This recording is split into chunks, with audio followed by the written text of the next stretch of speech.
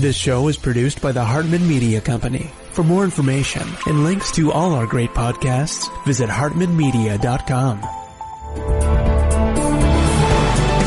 Welcome to The Commercial Investing Show, where we analyze, explain, and exploit the opportunities presented in today's commercial property marketplace. If you're interested in apartments, mobile home parks, self-storage facilities, and other income property, you've come to the right place. We'll explore what's hot and what's not in markets nationwide in the relentless pursuit of return on investment. Here's your host, Jason Hartman.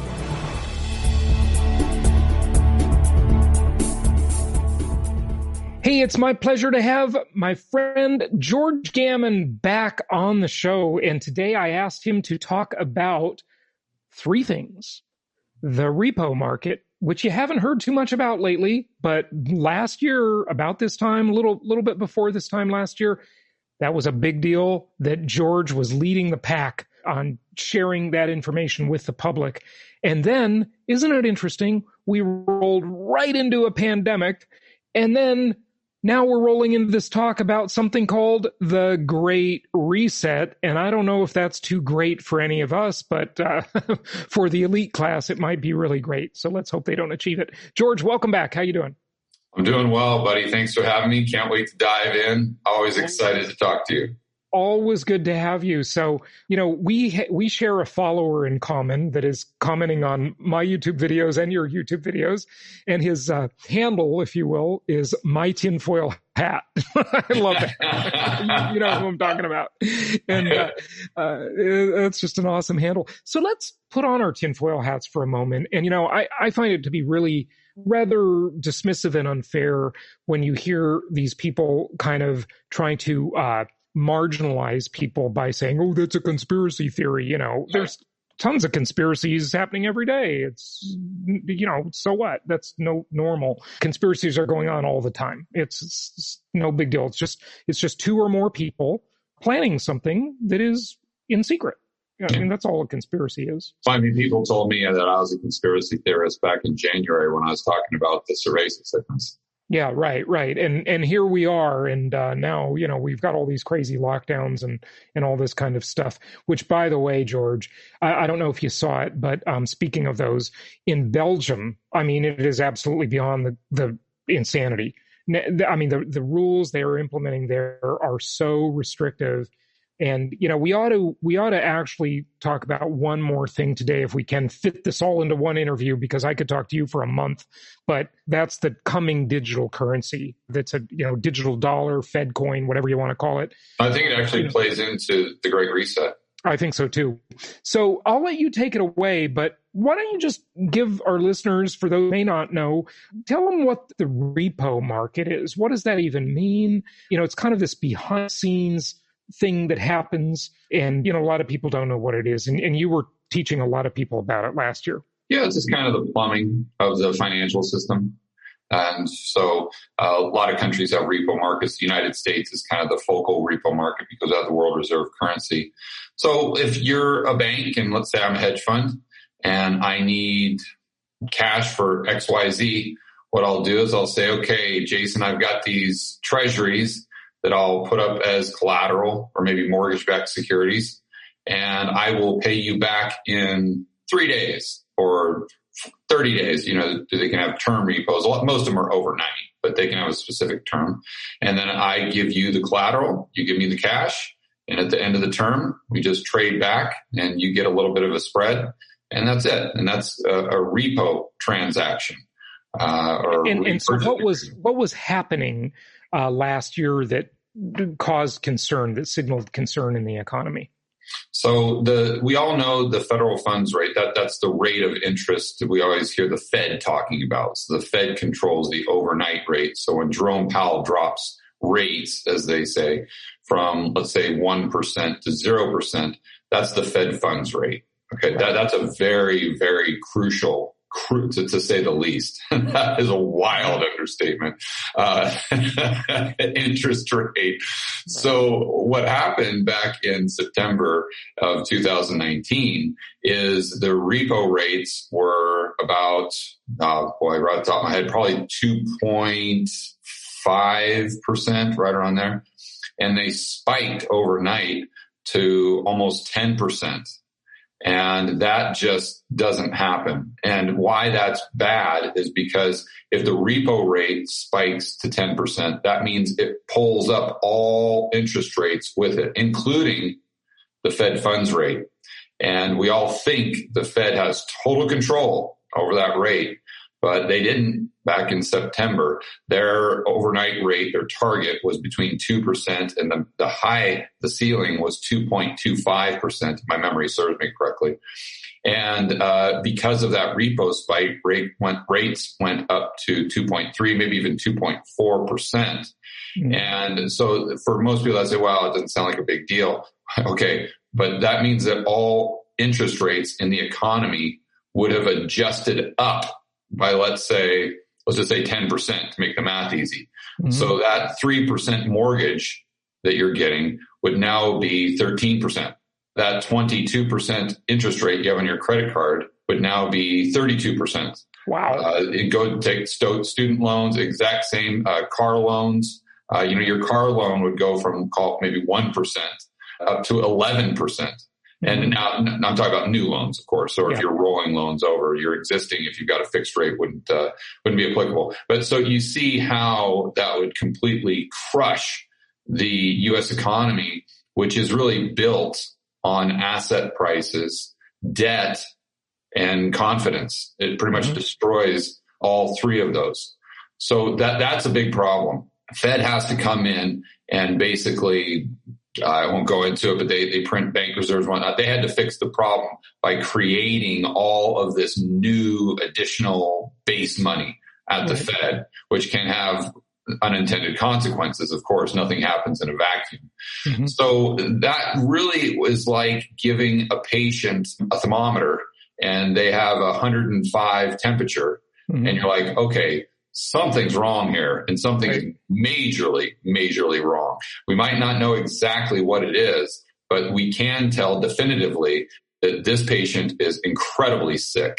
So we knew that prior to I don't know how fragile your channel is with YouTube, but we'll call it the virus, for lack of a better word. Right. Yeah. So this is because the algorithms that scan every word said, decide to demote or promote or demonetize your video. Yeah. Or they did. They were. I don't know if they're still doing it. But that's why I always call it cervasis sickness. So moving forward, you guys know. And I had a few people ask me, what is he talking about when he says the cervasis sickness? They couldn't figure it out. Well, corona is cervasis is easy. I think you guys get it. We get it. We get it now. Yeah. Anyway, that was prior. So to your point, what happened might have been a catalyst to bring the system back to where it was in September, but it wasn't 100%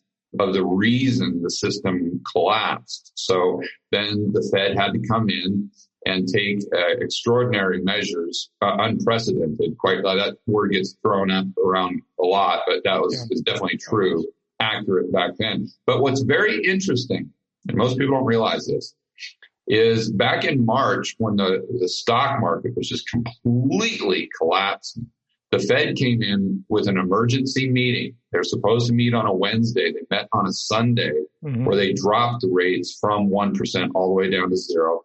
They committed to doing QE infinity. Yep. To infinity and beyond. Yeah, literally. I'm not exaggerating. I know. And they committed to doing $1 trillion a day.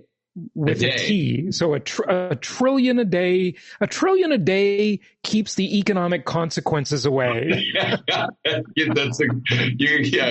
use that more often. That's a good one. You can use it too, George. Go for it. So they an apple a day. $1 trillion a day in the repo market. Now, this doesn't mean that they did $1 trillion a day worth of repo transactions, but they committed to doing that. But what happened the next day when the market opened up, we're still down by over 1,000 points. So the market just said, Fed, F you, we're not playing your game anymore. There is no longer a Fed put. The Fed cannot backstop the market. This is kind of the signal we got from the stock market.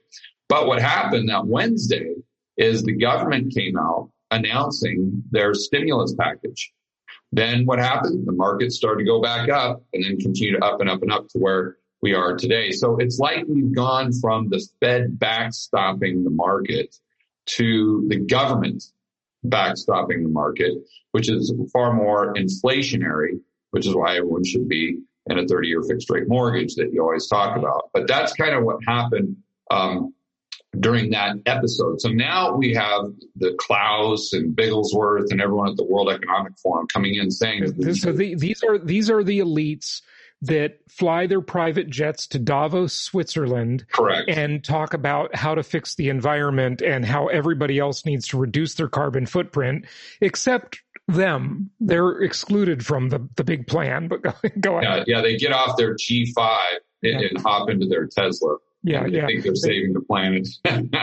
But total hypocrites. In fact, one year, George, I think there were over 1,000 private jets that flew to Davos for the World Economic Forum. I don't doubt that. And the carbon footprint on that is insane. I mean, it's absolutely insane. But yeah, go ahead with what it's the World Economic Forum, it's the IMF, the World Bank, all these people. Sure. But now to be clear though, they've been talking about this Great Reset for years. So this isn't something that they just thought of, new thing. Which makes it even more interesting. If you want to put on your tinfoil hat, they were talking about this way back in 2016, maybe even earlier. So I think that, if you want to put on the conspiracy hat, you say, maybe there was a little something more to this racist sickness. But if you want to take it off, then you can say, well, at the very least, it presented a fantastic opportunity. And they say that. They say the virus is a great opportunity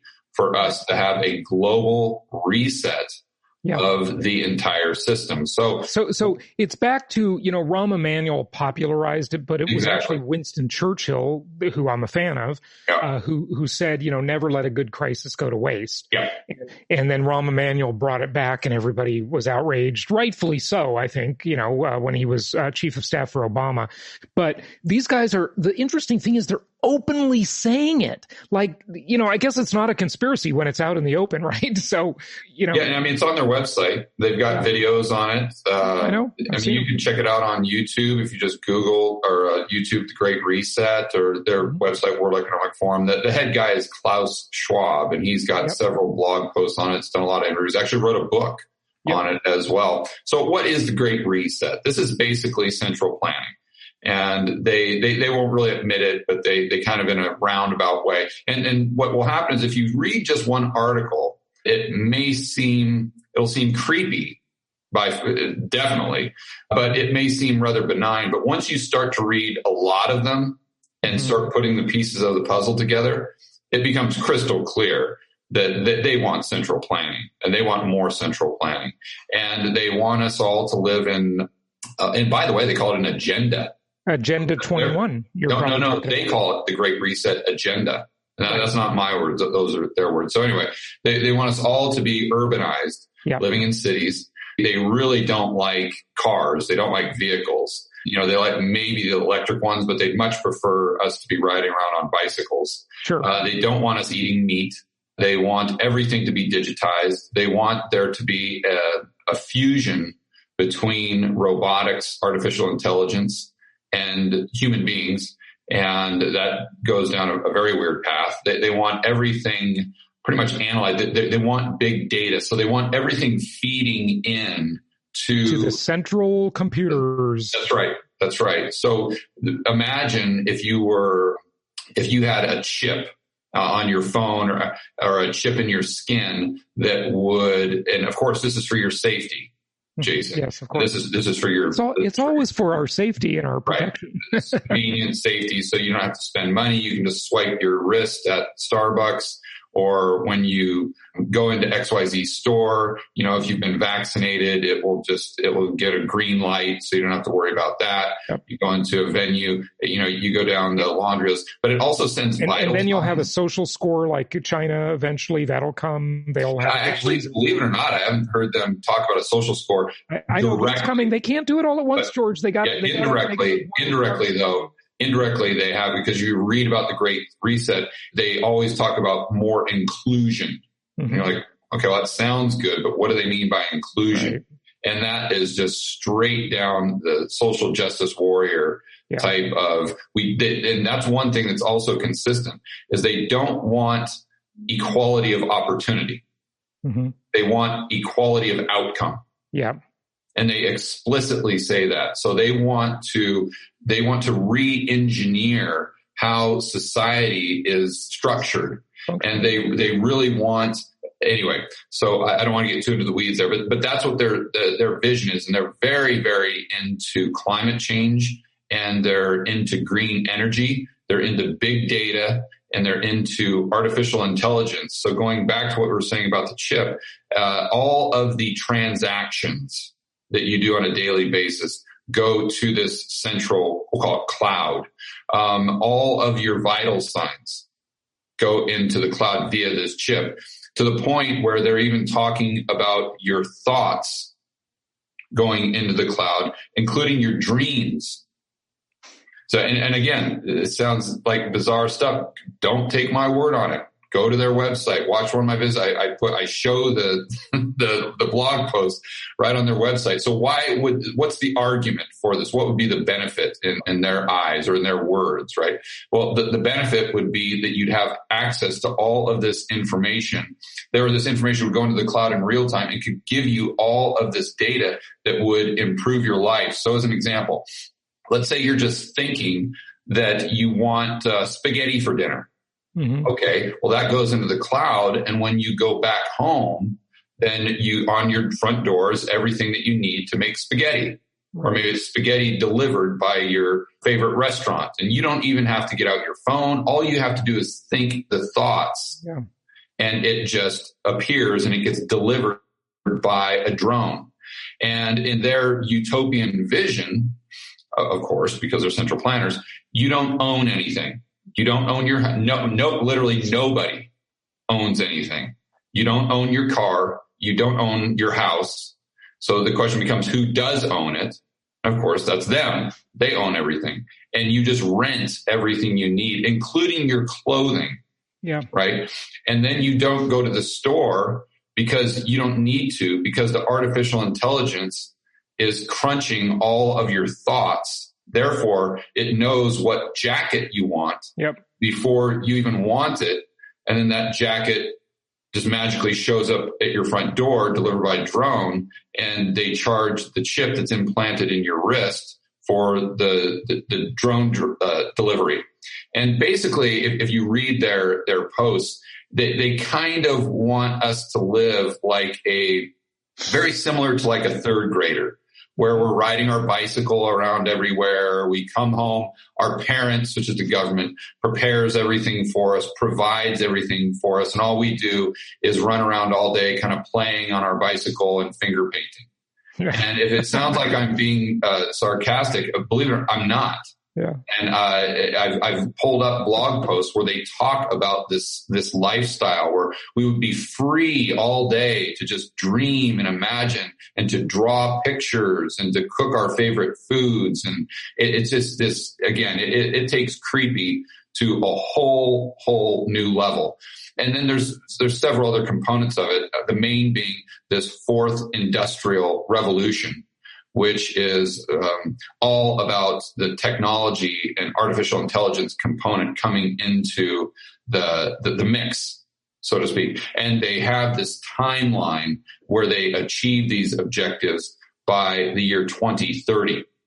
So then the question becomes, okay, well, why? Well, there's several hypotheses that you could go through. One, I think, is the Cantillon effect. Makes a lot of sense because Richard Cantillon, we've been talking a lot about him lately. Yeah. So if you look at how that works, and just to make things very simple, it says when the Fed prints money or the government spends money, the people closest to the money, so the insiders, the political insiders, the financial the Wall Streeters and the banksters too. Yeah, that's right. They're the ones that get the money first before it can create price inflation in the real economy. So if you really want to put on your Dr. Evil hat and say, how would I accumulate maximum amount of, I guess we'll call it wealth and power? Well, if I'm someone that's right next to, if I'm someone at Davos, that's really, or the World Economic Forum, that's right next to one of the spigots, the money spigots. Right. I know that the more I destroy the current economic system, the more money they're going to have to spend. And that means more money is going to go through my back pocket.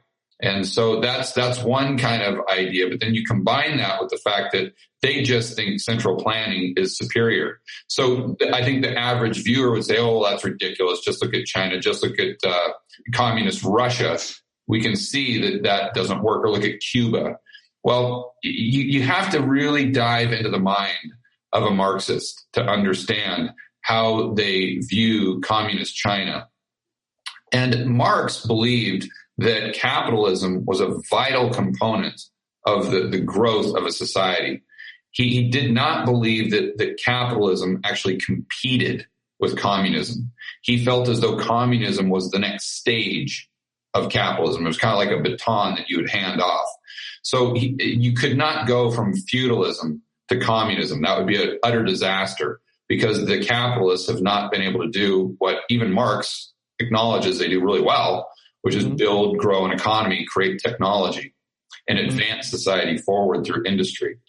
So the whole point is when the Chinese went and studied what happened to communist Russia, their conclusion was not that communism failed. Their conclusion is that Russia just tried it too early in the cycle. That's always the powers that be, the elitist tyrants. They always want to do a new version. They just say, well, communism, Marxism, socialism, these other folks tried it back in history or in other geographies around the world, and they just didn't do it right. We'll do it the right way, and it'll be utopia, right?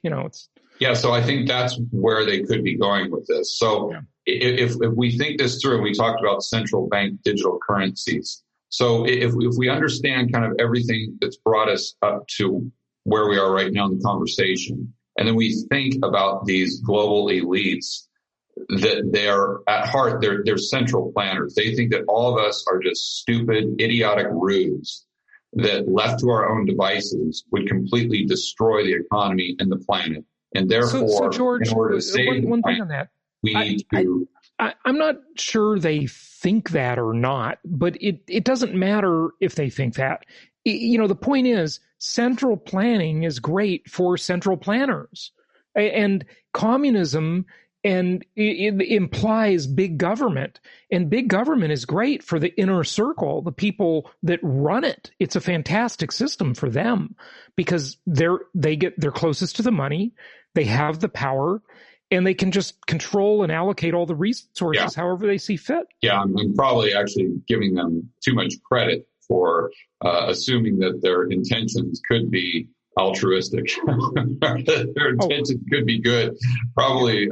I'm not saying they're altruistic. Yeah, probably a stretch, but but we know that they're central planners. That is for sure. So if you think, if you and I were central planners, let's say, but we did have good intentions. Let's just say that we did have good intentions. We really wanted the world to advance and society to move forward. If you asked me how I would get the job done, here's how I do it. I would recognize that the problem with Russia, or one of the main problems, was that they didn't have any price signals. Okay, so why is that important? Absolutely. Price signals help you allocate resources efficiently. So if there's a high price in something, you know that more resources have to be allocated to that. If there's low prices in something, you know that fewer prices have to be allocated. This is one of the main reasons. Fewer resources. Resources, you meant to say. Yeah. So if the price goes down, then fewer resources need to be allocated to whatever that is or whatever area of the economy that is. Of course, capitalism does this, free market capitalism, I should say, does this fantastically well. Yeah. And this is one of the main reasons that Russia collapsed, because they didn't have any prices, so they didn't really know how to allocate resources. Do you know what's interesting, George, about that? And there are some fantastic old videos on YouTube about this, where I saw one where they did an interview inside the I don't know what it's called, but the pricing office, right, in Moscow. Okay. And they pulled out these big, books, right? This was in the early era of computers, so it was mostly on paper. These big books that told them the price of things and what the former Soviet Union had to do, because they had no price discovery mechanism under their stupid system, their failed system. They had to look to the West and to figure out what something should cost. They had no way to figure it out except to look at mostly our economy. To look at the capitalists. Yeah. Fascinating. They tried to borrow our price discovery. Right. So that I would understand that that's the big problem or the big hurdle that is between me and us achieving our objectives. Okay, so if you and I are thinking about how to solve that problem, what I would say is, first and foremost, we need all of the data that's produced just normally by a free market capitalist economy. Mm-hmm. Meaning that we need all the data that the individuals in the economy have making the transactions that they make for themselves and their family on their needs and wants on a daily basis. That's billions and billions and billions of transactions and decisions. That's why a tops-down approach doesn't work, because they're just not that smart. There's no group of humans that can possibly have that much data. And even if they did have it, they couldn't make any sense of it, right? And so I understand that's the problem. So what I would do is I would have a central bank digital currency. So why is that? In order to implement a central bank digital currency, we would all need to have an account with the central governing body. So whether it's the Fed, whether it's the Treasury, fill in the blank, we would all have to have an account, just like we have an account with, call it Wells Fargo or Bank of America. So that would be every American and every business. So now all of a sudden, every single transaction is going into a database, they can figure it all out. Cloud. Well, they can figure it out when they combine it with artificial intelligence that can self-learn, and you combine that with when you combine that with the fact that you're not only getting the transaction history, but you're getting the thoughts, of every single person in the entire economy in real time. Right. And then you could, I think, if you and I are these central planners that are somehow benevolent, we would say, aha, that's it. That's it. That's going to solve the problem of price discovery. And it's going to do it even better than the capitalist system, because the free market capitalist system relied on human beings. Right. We're going to rely on artificial intelligence. And guess who they'll be, by the way, guess who the elites will be in business with on this? Google. The company that their stated goal was to organize the world's information, right? And Google will get all sorts of government favoritism because they'll be in partnership with the government and the central planners. It's the perfect company to do all this. Yeah. So I think that's how, if at least, and again, Klaus and Bigglesworth and everything, they haven't explicitly talked about that plan. You just have to kind of put the pieces of the puzzle together by reading everything else. But my point with that is to say that if they came to me and said, George, I'd probably give them the bird first and foremost. But assuming that I tried to think that through on a whiteboard. If I was in their position, how would I get the job done? That's how I'd do it. Yeah. Yeah. Interesting. Okay. So let's talk a little bit more about the coming digital currency. We'll call it the digital dollar. But some call it Fed coin, whatever it's called, it doesn't matter. But we're definitely moving toward a digital currency. 100%. Yeah. And certainly China is doing that too. And I've always said the one that's going to win the game is the one that's backed by governments and central banks, namely the U.S. government and the U.S. central bank, the Federal Reserve, because they have standing armies. You know, Bitcoin and Ethereum don't have standing armies. So, you know, they can't force people to use it, right? Which, you know, that's a whole nother discussion we don't have to get into. But the thing is, this offers the central planners such a handy tool, doesn't it? Because think about it. If they want to create inflation or deflation, you know, they can put the money, you'll be dependent on government for some sort of handout, right? Most people will, most people are already. And, you know, or it'll be, maybe it won't be like a direct handout, but it'll be like a tax credit. If you're a more successful person, it'll be some kind of tax benefit. And guess what? You'll get it on your phone, right?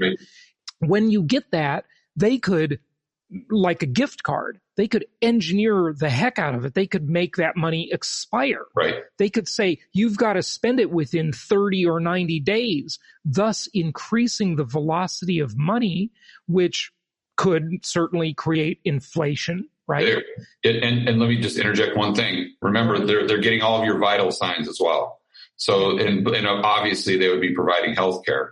So not just that. You know what you didn't say at the beginning when you talked about all this tracking, right? This is, you know, this originally came with the quantified self movement, right? But now it's going to go to the next, you know, scary step, right? But they're also going to be analyzing what goes in your toilet. You know, that's part of your healthcare is, you know, what's coming out, right? Well, yeah, the bottom line is they're analyzing, let's say, what makes up your healthcare. I don't want to go into the toilet thing, but let's just say they're getting all of the data necessary. So then what happens is they say, this is all going to the cloud. So they could restrict your spending, right? Jason, your blood sugar level has been a little too high. Right. Over these last couple weeks. So therefore, the next time you go down to Krispy Kreme, your Fed coins don't work. Right. Or they don't work there. They can engineer where they work and where they don't work, right? Correct. That's what I'm saying. So whenever you would try to buy some sort of product that would have, let's say, sugar or something that would be bad for your health, that might make you a higher risk for the overall healthcare system, see, they would cut you off from that spending. And why are they doing it? They're doing it for the greater good, Jason. Yeah, I know. It's always for our protection, isn't it, George? So then the next question as investors and real estate investors more specifically is, okay, first and foremost, what are the probabilities of this coming to fruition? Because obviously there are no certainties. This is not 100%. This is not something that you lose sleep over. This is something just to understand that this is their objective. And then you got to figure out, okay, what's the probability of this coming to fruition?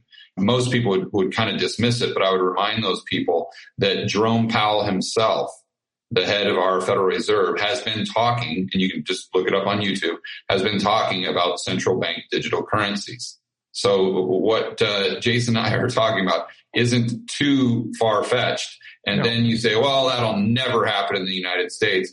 Okay, whoever has that rebuttal, I would challenge you to go through the thought experiment of going back to 2019 and hearing Jason and I talk about the United States going into a full lockdown where they would not allow you out of your house. They wouldn't allow you to open your own business. They wouldn't allow you to walk on the beach or walk your dog. And if they did allow you, they would force you to wear a mask indoors, if not outdoors.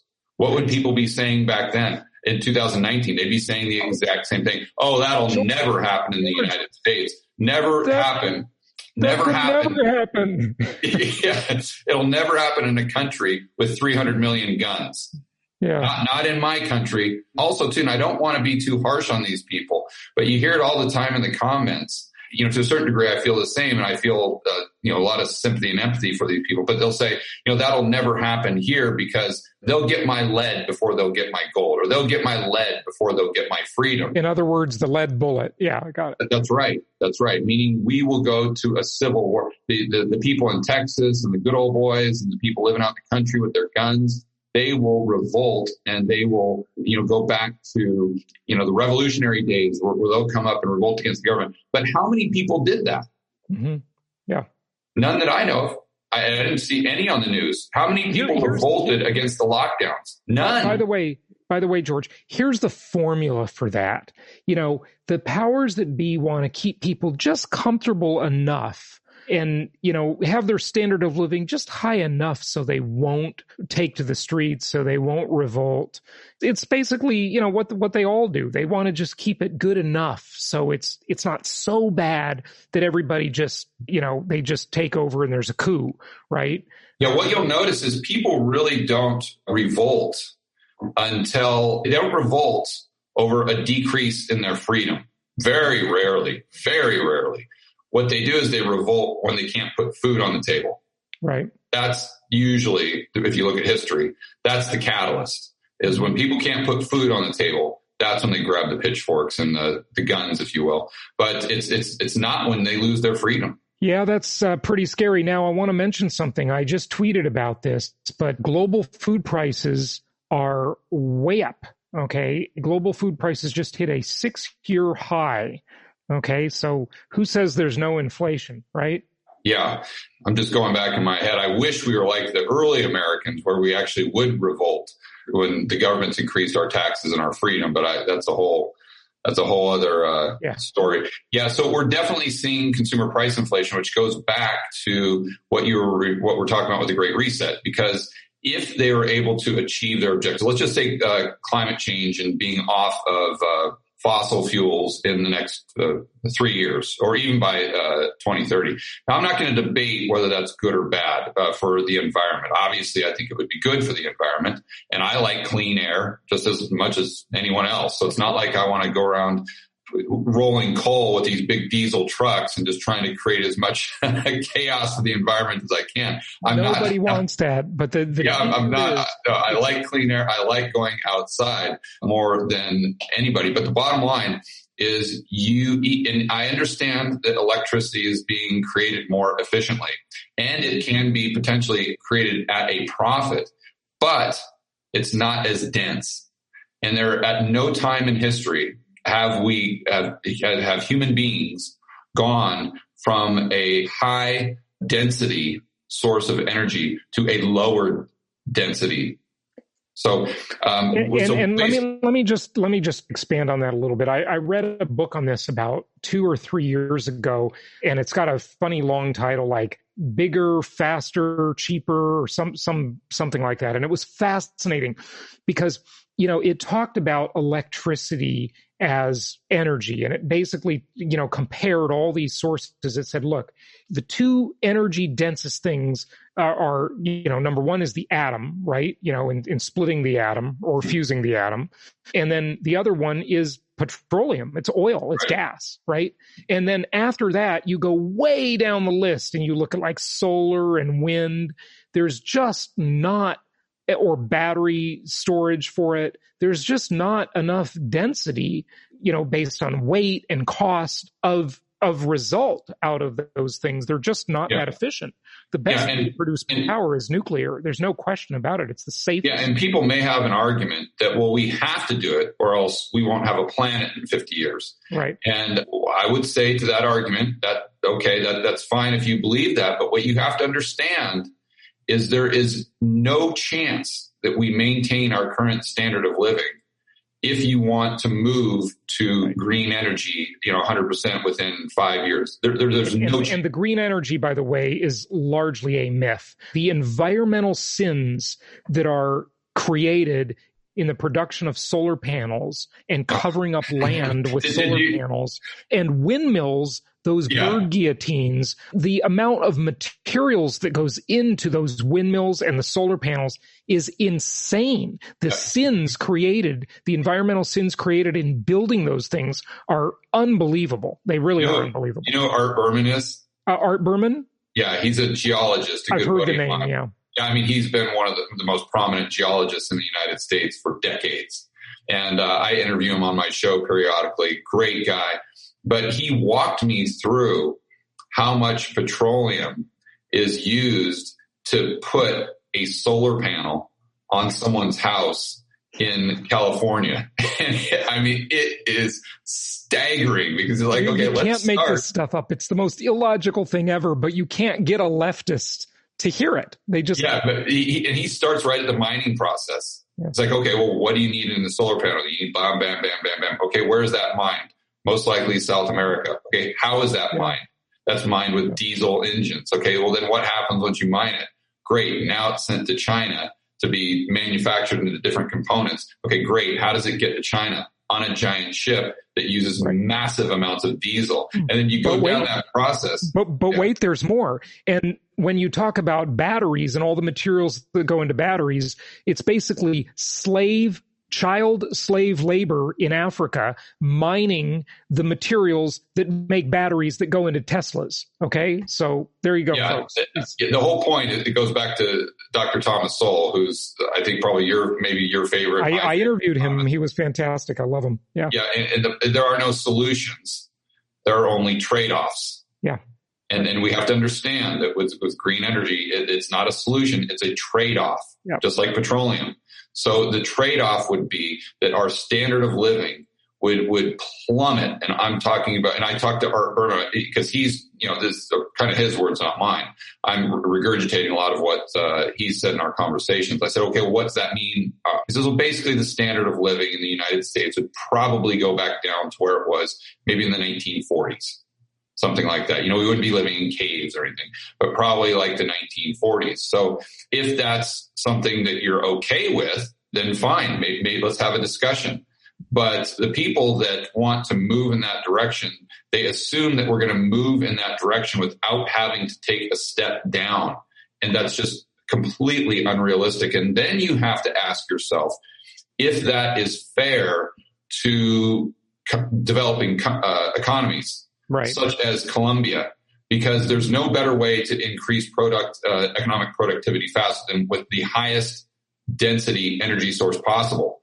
So if you came in and said, okay, Colombia or, Tanzania in Africa or something like that, okay, no more petroleum products. All right. Well, now you're basically saying that we're locking your economy as it is right now. We're going to bring it down several notches lower than it already is.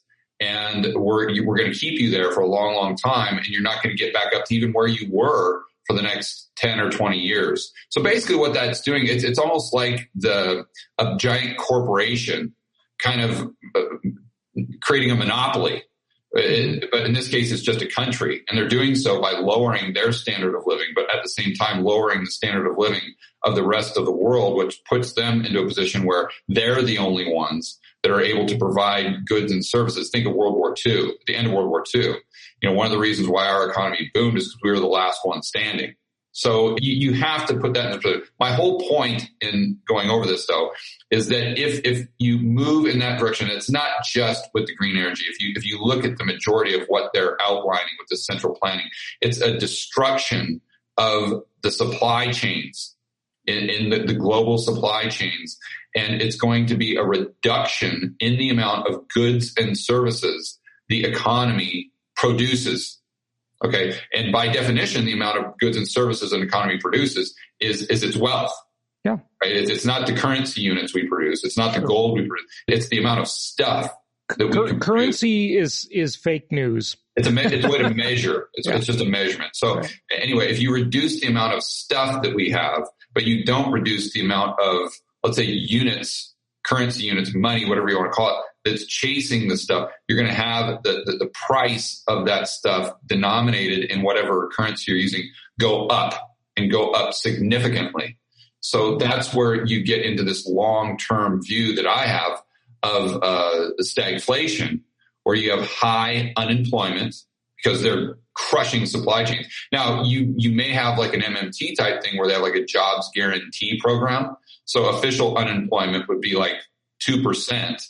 But if you X out all the BS government jobs, if you just look at the productive jobs, unemployment's at like 30 or 40%. In fact, that's a funny thing that most people, they don't realize. And I don't know if I've even told you this, but I was doing some homework for a whiteboard video one time on how bogus the unemployment rate is, just like the CPI. Sure. And I went back and looked at how they measured unemployment during the Great Depression to see if we're getting close to that now with, when we were back in March or April. And what I found fascinating is that many prominent economists, when they measured the rate of inflation, the rate of unemployment, they would subtract government jobs. Oh. Because in their view, they didn't produce anything. 20% of the economy right there. Yeah. Oh, no. Government spending is up to 57% of the economy. Oh, I was saying jobs. I think federal government jobs, right? Somewhere around 20%. Yeah. Maybe 3 years ago. Yeah. I mean, now that the government spending is 57% of the economy, I haven't looked at the numbers. Do you count, by the way, in a 57% number, George, and by the way, we do need to be conscious of time and wrap it up here soon, but we'll do more, of course. But do they count in that crazy, insane number you just mentioned? Is that including Federal Reserve as the world's biggest hedge fund? That's what I call them. The Federal Reserve is now the world's biggest investor and the world's biggest hedge fund. Yeah. Well, that's for sure. Well, I don't know how they calculate. I don't think they would calculate that in GDP. I don't know. That's a good question. But how I'm getting to that number is prior to the cerveza sickness, the government spending, if you look at total government, not federal, but you got to look at the local government spending as well, it was about 40% of GDP. And then you look at the $5 trillion deficit and the reduction of nominal GDP this year, or even if we're flat, and that takes the number somewhere close to 57%. So then you have to ask the question is, okay, well, what's 100% government spending? That's communist Russia. So as we get closer and closer to 100%, by definition, we're getting closer and closer to all out communism or socialism, whatever you want to label it. Wow. Yeah, it's something else. George, we've talked about a lot of stuff today. Wrap this up for us. Give us any financial suggestions you have for investing and such. Own a little gold. Might want to own a little Bitcoin. Definitely have a 30-year fixed rate mortgage. Yeah. I think that's the easiest. and then be aware of what's going on. I think a lot of people are whistling by the graveyard, so to speak. And I'm not saying lose sleep over this. I'm not saying this is going to happen. There are no certainties. There are only probabilities. I always say that over and over and over and over again because that's so hard because people tend to think in black and white terms. Mm-hmm. But just try to be cognizant of this and start, thinking through the probabilities. And then maybe adjusting your personal situation or your portfolio accordingly, maybe with the baseline of what we just talked about. And if you are an American or any person in a developed world, for heaven's sakes, make sure you've got a passport. I mean, there is no downside to having a passport at all. And if you got one, think about getting another one because regardless of how much gold you have or how much Bitcoin, it's not a panacea because if you can't get out of your government, control the government, that Bitcoin isn't going to do you any good. The gold isn't going to do you any good. If you were in the middle of Venezuela right now and you couldn't get out, it doesn't matter how much Bitcoin or gold you have, your life would still be absolutely miserable. So you've got to have that plan B. Yeah. Good stuff. George, thank you so much. Give out your website, or do you want to just tell people to go check out your YouTube channel? Or? Yeah, they can just go to the YouTube channel. You can just Google George Gammon. My last name is spelled Gammon, and everything will come up. Twitter, my YouTube channel, my website, you name it, it's all right there. Even my podcast, the Rebel Capitalist Show. Good stuff. Well, George Gammon, it's always great to talk to you, buddy, and we'll have you back in the near future. And there's a lot more to talk about with all of this stuff. It's pretty big stuff. So we'll have you back to talk about it more later. Thanks. Awesome. Again. Thanks for having me.